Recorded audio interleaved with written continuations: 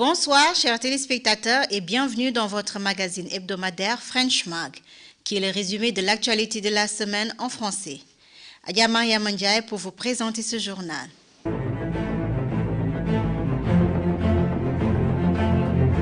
Nous allons débuter l'actualité nationale avec la tournée Vision 2016 de son Excellence le Président de la République, cher professeur Dr Alhaji Yahya Ejiji Jammeh, s'exprimant à la population de Djandiabouré, a promis de déployer 7 pompes à eau pour faciliter la production agricole dans le secteur et ses environs. L'échéance de la Vision 2016 approchant, le chef de l'État, cher professeur Alhaji Dr Yahya Ejiji Jammeh, a annoncé la réduction du prix des engrais, une mesure qui devrait faciliter l'atteinte de l'autosuffisance alimentaire.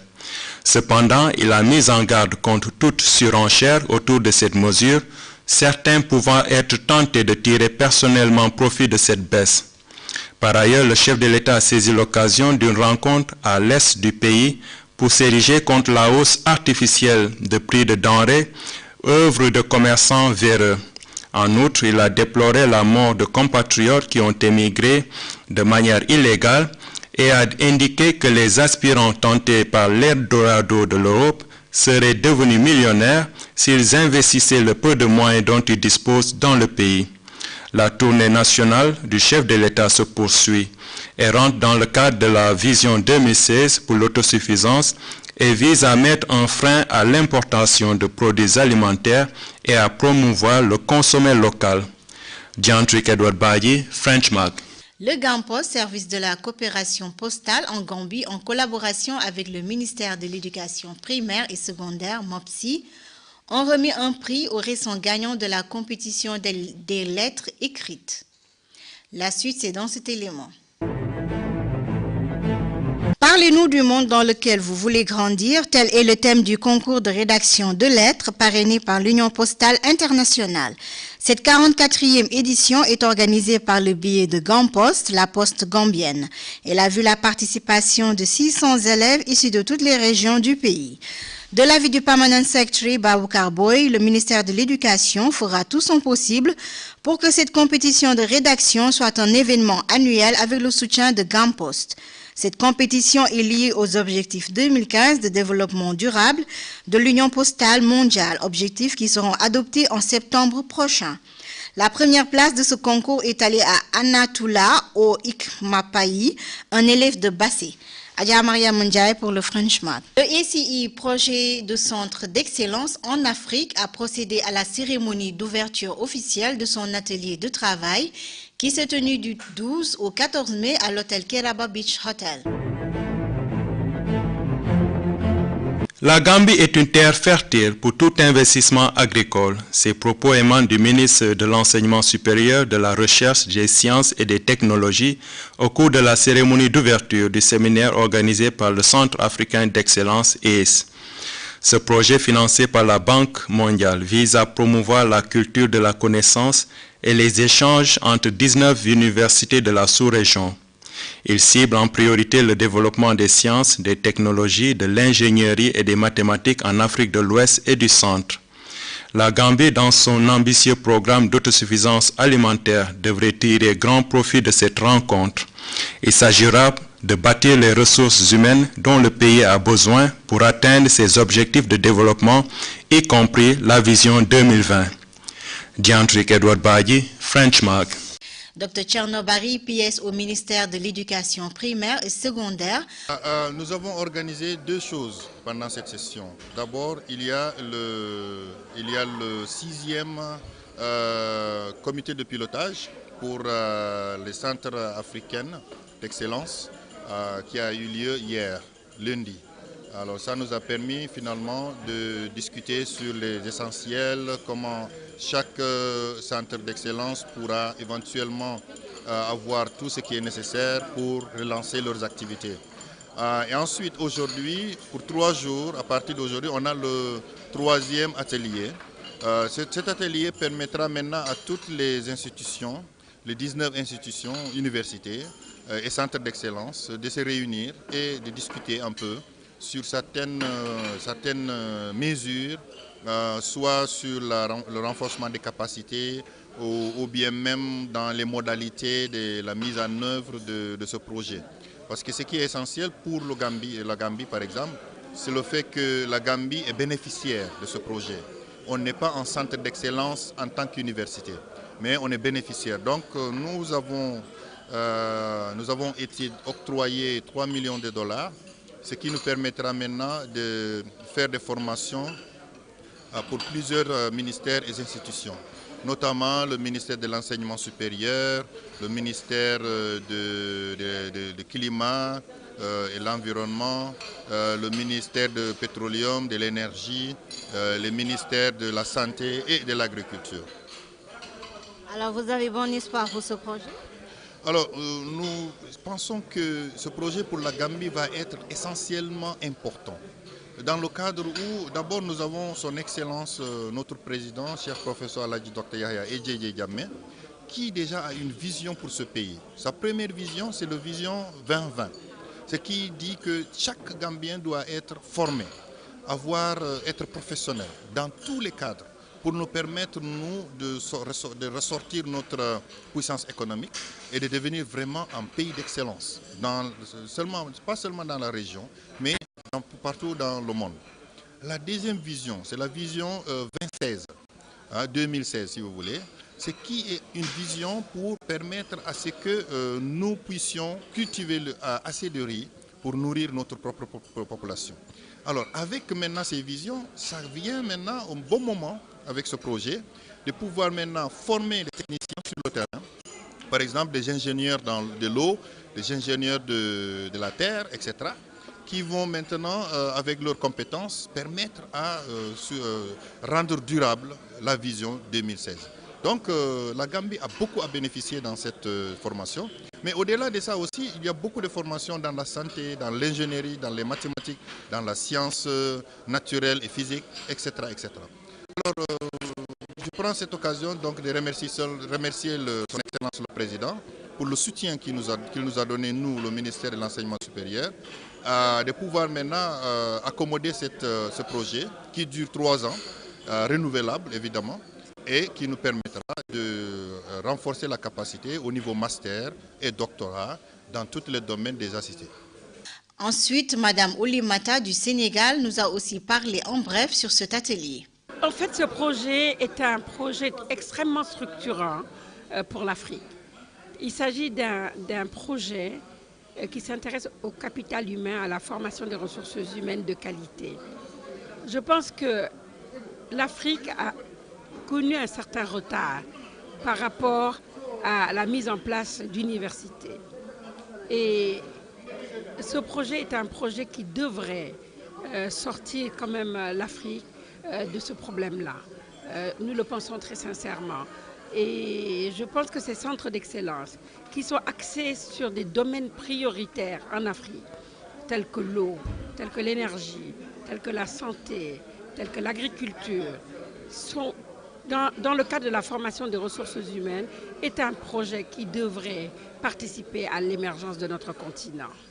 La banque Trust Bank Gambia Limited a tenu sa réunion générale annuelle. C'était en présence du conseil de direction, de gestion et de ses membres. Il a présenté son rapport de l'année 2014, donnant ainsi l'opportunité à ses partenaires de poser des questions et de faire des recommandations.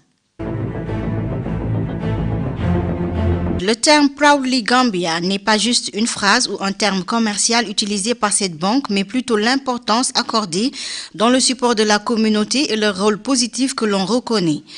Le président du comité directeur de la banque, M. Ken Ofori Atta, a souligné les derniers records enregistrés, d'où il a recommandé aux gérants et à ses membres d'être toujours aptes à donner des résultats.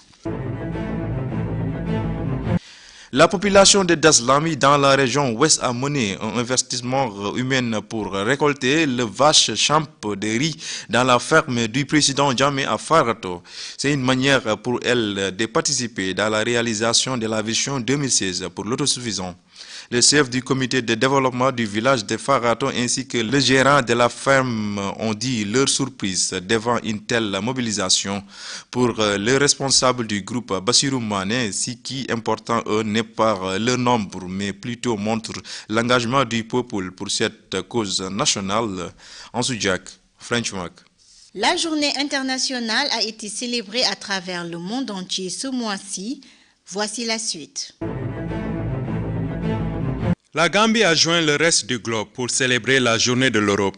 Cette journée commémore la déclaration historique faite en 1950 par Robert Schuman, ministre français des Affaires étrangères, qui a émis l'idée d'une nouvelle forme de coopération politique en Europe, susceptible d'endiguer toute forme de velléité sur le vieux continent. Cet anniversaire a revêtu la forme d'un cocktail offert par la chargée d'affaires de l'Union européenne en Gambie, Agnès Guillard. Commémorée chaque 9 mai, cette journée célèbre la paix, l'unité et la collaboration entre l'Union européenne et ses partenaires. Diantrik Edward Badji, French Mac.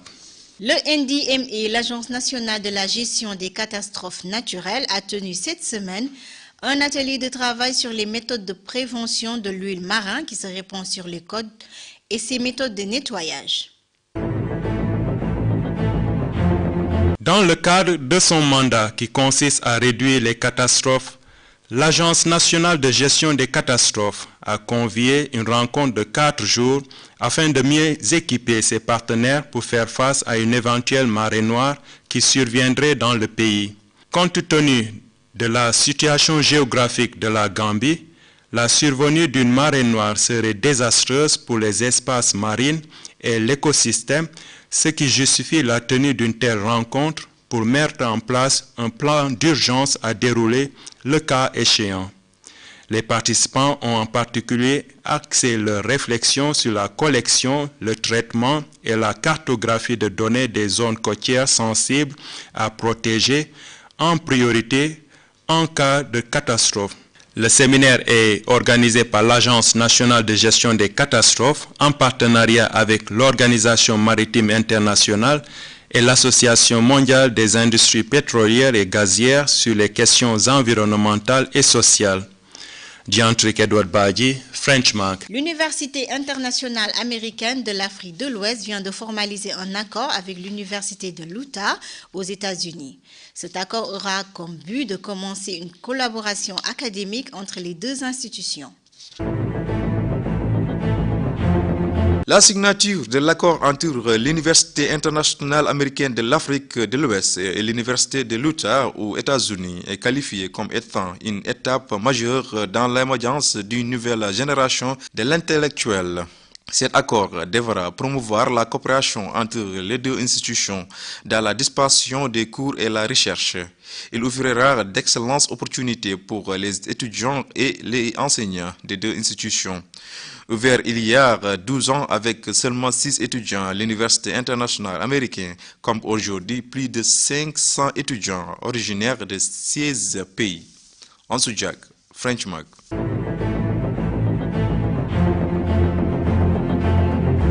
La Banque islamique de développement, BID, et l'Agence turque de coopération, TICA, séjournent dans le pays pour évaluer les besoins du pays pour la mise en place du projet de développement des capacités de la faculté de médecine de l'Université de Gambie.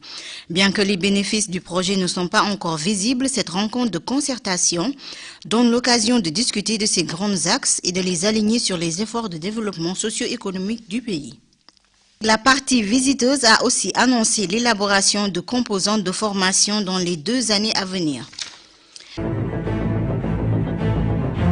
Le ministre de l'Environnement, du Changement climatique, des Ressources naturelles et de la Forêt, Pa Ousmane Diadjou, a révélé une déclaration à l'occasion de la célébration de la journée Gambiano Plastic Day du 15 mai. Cette célébration met en exergue les défis qu'engendre la mauvaise gestion des sachets en plastique et ses conséquences sur l'environnement. Le gouvernement de la Gambie, à travers le ministère de l'Environnement, du Changement climatique, des Ressources naturelles et de la Forêt avec ses partenaires, ont travaillé sur les moyens de stopper sur la prolifération des déchets plastiques, mettant en considération l'impact des déchets plastiques sur l'environnement et sur la santé. Le ministre Ousmane Diadio a fait savoir à la connaissance de tous que plusieurs pays ont déjà adopté la législation pour stopper ou tout simplement réduire l'usage du sachet en plastique. Nous passons maintenant au reste de l'actualité nationale en bref.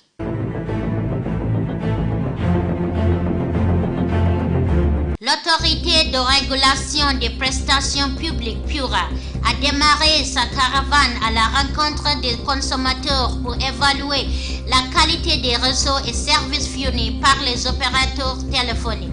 Cette activité survient suite aux nombreuses plaintes exprimées par les consommateurs au niveau des centres d'appel de ces opérateurs. Démarrée au marché de Banjul, cette caravane sillonnera d'autres centres urbains et périurbains et la PURA continuer de solliciter la coopération du public pour le succès de cet exercice. Aïssatou Faye pour le Frenchman. Un incendie a embrasé 6 appartements à Tabokoto dans la banlieue de Serekunda. Il a fallu plus de 2 heures pour venir à bout des flammes. Les causes de cet incident sont inconnues. Le propriétaire des lieux, Mohamed Djabate, a remercié les voisins et les sapeurs-pompiers de leur mobilisation pour éteindre cet incendie qui n'a heureusement pas fait de victimes. Aïssatou Faye pour le Frenchman. NDIE a procédé à l'arrestation de 2 suspects pour trafic de stupéfiants. Les suspects Younousa Badji et Famara Djamé ont été arrêtés dans les environs de Tabokoto avec 7 sacs équivalents à 147 kg de cannabis. Une exposition d'art s'est tenue le week-end passé à l'Alliance française de Banjul et qui a réuni diverses personnalités ainsi que les amateurs de peinture que je vous propose de suivre. L'Alliance française de Banjul a elle aussi célébré à sa manière la journée de l'Europe par une exposition d'œuvres d'art dont la peinture mais aussi de la sculpture était au rendez-vous. Ils étaient au nombre de 8 artistes comprenant les Gambiens mais aussi des peintres d'horizons divers, dont l'on peut citer M. Laurence Toyimbo du Nigeria, M. Michel Manga de la Gambie, M. Moustapha Diassé du Sénégal, Mme Suzanne Lanfer-Mégère du Néderlande, M. Moulay Sarr de la Gambie, M. Ndiogu Touré de la Gambie, M. Patrick Angar de la France et de M. Yus Palkala. Ces tableaux centrés soit sur l'histoire contemporaine, l'homme, la femme en général, la société ou tout simplement la nature ou l'abstrait.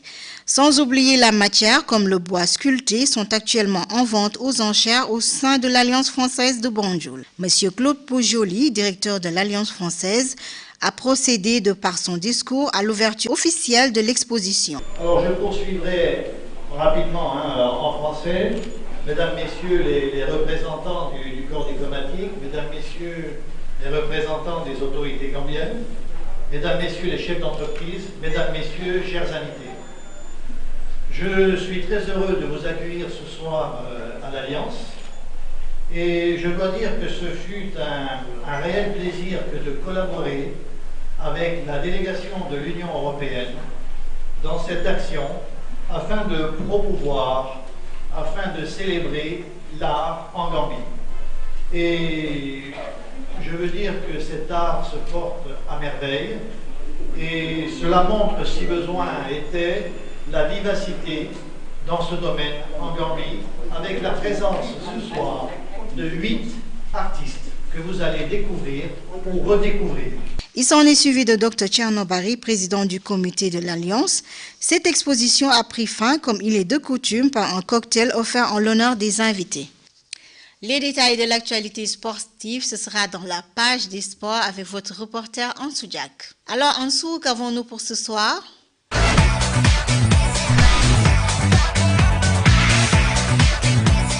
Alors, bonsoir amis téléspectateurs, c'est votre ami Ansou Diak pour vous présenter cette rubrique. Raoul Savoy, Swiss technicien, récemment élu comme l'entraîneur de l'équipe nationale de la Gambie. Il a souligné qu'il est très content d'être entraîneur de l'équipe nationale. Il a remercié son Excellence le Président de la République, Cheikh Professeur Alhaji Dr Yaya AJJ Jammeh, le ministère de la Jeunesse et des Sports, membre exécutif du comité de la Fédération gambienne de football, ajoute sur ces mots. Savoie a été élu pour un contrat de 2 ans et son premier objectif sera la qualification de la Coupe des Nations 2017 qui se passera au Gabon. La Gambie a débuté sa campagne en sortant premier dans son match avec l'Afrique du Sud, après l'équipe camerounaise à Banjul et ensuite la Mauritanie. Savoie a travaillé en Afrique pendant presque 10 ans. Dans son discours, il a promis de travailler pour hisser le drapeau très haut. L'association de tennis de la Gambie organisera 2 jours de champion de tennis qui aura lieu le 6 et le 7 mai 2015 à l'Independence Stadium de Bakau. La compétition est ouverte pour hommes, femmes et enfants. Moussa Sow de Fenerbahçe en Turquie est désormais sur la 2e marche du top 20 avec un 4e but ce week-end. Avec Dembaba, ce sont désormais 2 internationaux sénégalaises qui sont en tête du classement. Le podium est complète par les Gabonaises. Pierre-Emerick l'Ivoirien, Max-Hélène Gradel, champion d'Afrique, continue sa progression. C'était tout pour cette rubrique sport sur votre magazine en français. C'est un plaisir de vous le présenter. Je vous donne rendez-vous la semaine prochaine pour d'autres informations sportives. Merci beaucoup. Merci Ansou. Nous rappelons que vous suivez votre magazine French Mag sur votre télévision nationale GRTS. Dr Omar Dia sera l'invité de votre page découverte de cette semaine.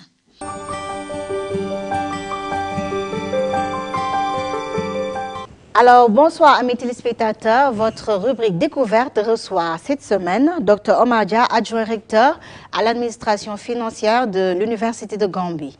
Bonsoir docteur. Bonjour madame. Et bienvenue dans votre magazine French Mag. Merci beaucoup. Alors, pouvez-vous nous dire qui est monsieur Dia? Simplement, je suis Dr Omar Dia, un Gambien qui a fait beaucoup mes études ailleurs. Je suis revenu en Gambie en 2002 et commencé à travailler à l'Université de la Gambie. Je suis de Fastiaro, c'est un village du Nyomi. Je suis maintenant à l'université depuis 2002 à 2003. J'ai enseigné là-bas et maintenant je suis devenu, comme tu as dit, l'adjoint recteur d'administration et financière. Alors, monsieur Dia, parlez-nous un peu de votre travail. En quoi ça consiste? C'est difficile, mais il y a beaucoup de choses à faire. Parfois, j'enseigne, mais beaucoup de fois, j'ai des travaux administratifs et financiers. Je signe des chèques. Il y a beaucoup de réunions avec des personnels qui viennent de France, administratifs, à l'université ou ailleurs. Beaucoup de choses à dire avec administration et financière. D'accord. Alors, monsieur Dia, puisque c'est de la langue francophone dont nous parlons, que pensez-vous de la langue française ici en Gambie? C'est une langue très importante parce que la langue française, c'est une langue internationale. Et il y a beaucoup de dimensions parce que, comme vous savez, la Gambie, c'est un pays entouré par le Sénégal. Et le Sénégal, c'est un pays francophonique. Donc, nous, les Gambiens, doivent faire tout pour parler français. Parfois, si on allait pour atteindre les réunions, on a vu que les Sénégalais, les Togolais, les Camerounais parlent beaucoup l'anglais. Mais nous faisons communiquer pour communiquer avec des autres. Même pour travailler ailleurs, il y a beaucoup de difficultés. C'est pour ça, vraiment, on a vu à l'université que c'est une langue qui est très, très importante. C'est pour cela on fait pour les étudiants l'appris. Maintenant, on a des départements qui est sur le doyen de faculté de lettres, doyen Pierre Gomez, et on a un département maintenant en France à l'Université de la Gambie pour faire tout que les étudiants apprennent la langue française. Alors, comment ces étudiants se débrouillent là-bas? Est-ce que Tu as vu, maintenant on a des courses force, mais maintenant au commencement on a seulement deux cours. On dit framework O1, framework O2, mais l'année passée le recteur a dit qu'on va ajouter beaucoup de courses pour vraiment faire les étudiants après la langue française. Donc le débrouiller, mais il y a beaucoup ils complainent, il y a beaucoup de bruit là, mais jusqu'à présent on dit que non, il faut que nous assistons les courses maintenant, pas seulement 2, mais je crois qu'il y a 5 maintenant, pour qu'ils comprennent que la langue française c'est une langue très importante et la langue qu'ils doivent connaître. D'accord. Et M. Dia, votre dernier mot pour conclure cet entretien? Dernier mot, je vous remercie. Je remercie beaucoup tous les JRTS. Vraiment, quand j'étais à Algérie, j'ai appris la langue française depuis et j'étais très fort, mais maintenant il paraît que je dois retourner à l'école pour vraiment apprendre la langue française, parce que c'est une langue très importante et je vous remercie très bien. Ok, merci beaucoup. C'était Dr Omar Dia pour cet entretien. À la semaine prochaine. Merci beaucoup.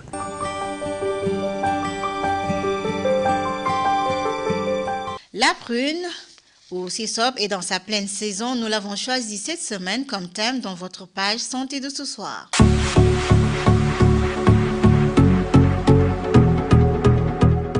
La prune ou Sisop en Gambie fait partie de la famille des fruits sauvages. Le fruit renferme des quantités importantes de vitamine C, du tanin et des acides organiques. Ces substances chimiques sont efficaces pour le renforcement musculaire. Comme la pomme, la prunelle est une mine d'or de fibres. Ce fruit est de couleur orange, jaune, vert ou rouge. Il est connu pour ses bienfaits énergétiques, nutritionnels et thérapeutiques. Ce type de prune contient de la vitamine E pour améliorer la vue. Il est également riche en glucides, glucose, fructose et saccharose, utile pour faire le plein d'énergie suite à un effort physique et en provitamine A pour protéger la peau. Cette prune se caractérise par sa richesse en minéraux, fer, magnésium, potassium, calcium, cuivre, etc. et en oligo-éléments. Elle contient aussi des molécules bénéfiques pour la santé et qui jouissent d'une propriété désintoxicante et hydratante. Il est bien des vertus secrètes qui se cachent dans les fruits que nous mangeons. Faut bien en profiter puisque c'est la saison.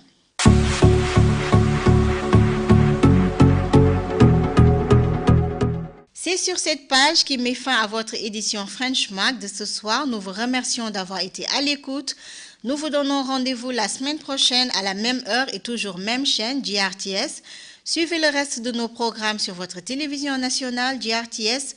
Passez une très bonne fin de soirée. Au revoir.